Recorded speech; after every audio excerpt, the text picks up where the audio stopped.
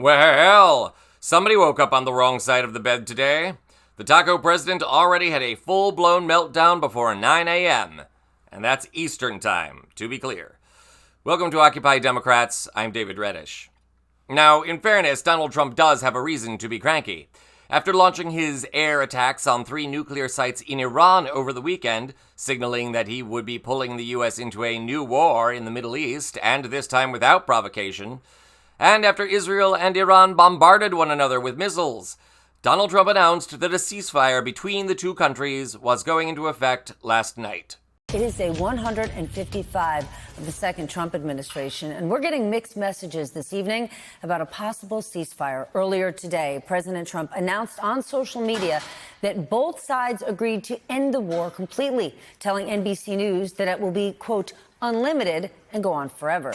The New York Times reported Iranian state TV announced the ceasefire, saying it was imposed on the enemy, Israel. And the foreign minister said that Iran concluded their strikes at the last minute around 4 a.m. in Tehran. However, despite this claim, officials in Israel now claim that Iran had launched a new round of missiles. The New York Times reports there were no reports of casualties.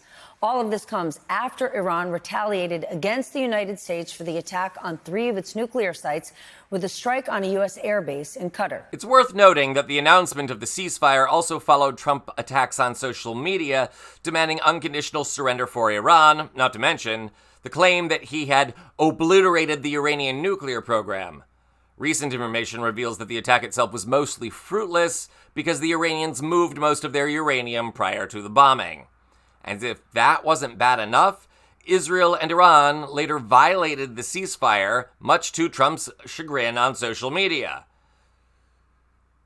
Reached for comment this morning, Trump said this. You know what, we basically have 2 countries that have been fighting so long and so hard that they don't know what the they're doing. Do you understand that? Do you believe this? Yeah, I do. They violated it, but Israel violated it too. Are you questioning if Israel is committed? Israel, as soon as we made the deal, they came out and they dropped a load of bombs, the likes of which I'd never seen before. The biggest load that we've seen. I'm not happy with Israel. You know, when I say, okay, now you have 12 hours, you don't go out in the first hour and just drop everything you have on them. So I'm not happy with them. I'm not happy with Iran either. But I'm really unhappy if Israel's going out this morning because the one rocket that didn't land, that was shot, perhaps by mistake, that didn't land. I'm not happy about that. You know what, we basically have 2 countries that have been fighting so long and so hard that they don't know what the they're doing. Do you understand that? And it gets even more ridiculous. Stay with me. Trump claims Israel and Iran begged him to negotiate a ceasefire, but information from Iran and Israel suggests the opposite is true. Trump begged them for a ceasefire. CNN also appeared to corroborate the Israel-Iran version of events this morning, when it reported that subsequent to the weekend attack by the U.S. Department of State worked behind the scenes to push for an immediate ceasefire. And it did not work.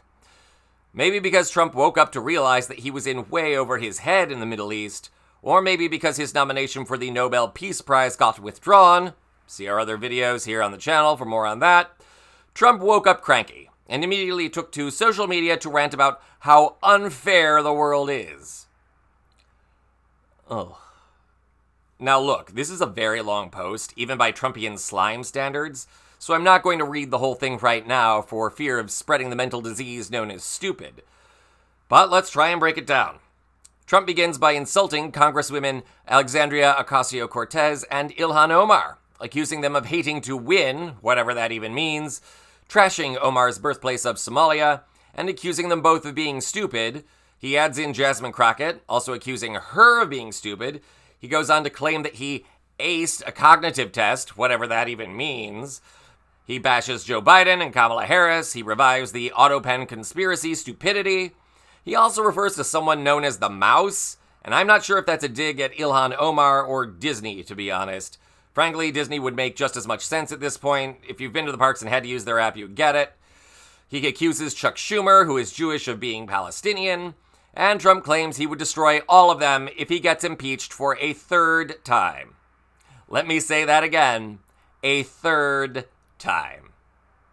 And I realize that breakdown was probably just about as long as the tweet itself, though I think my version made more sense. What Trump is really signaling there is not his readiness for a fight, it's that he knows he's losing. He's losing the approval of the American people. New poll numbers this morning show that the attack on Iran actually hurt his approval rating. He's losing on his budget bill, which is already getting stripped down by the Senate parliamentarian and is as unpopular with the public as ever. He's losing on immigration between the courts and the protests of 2 weeks ago, which were the largest in U.S. history. He's losing on tariffs, and now he's losing on the Middle East. Benjamin Netanyahu and the war hawks in the U.S. may have convinced Trump by attacking Iran he would bring peace to the Middle East. But the man is too stupid to realize that there are excellent reasons no president of either party has actually done that in 45 years. He thinks he can control Iran and Israel? That would be laughable if it weren't so pathetic. And now he's dragging all of us along with him. The only real off-ramp for Trump on any of these issues right now, or at least the best option, might actually be his impeachment. Someone tell him it would be doing him a favor. I'm looking at you, Congress.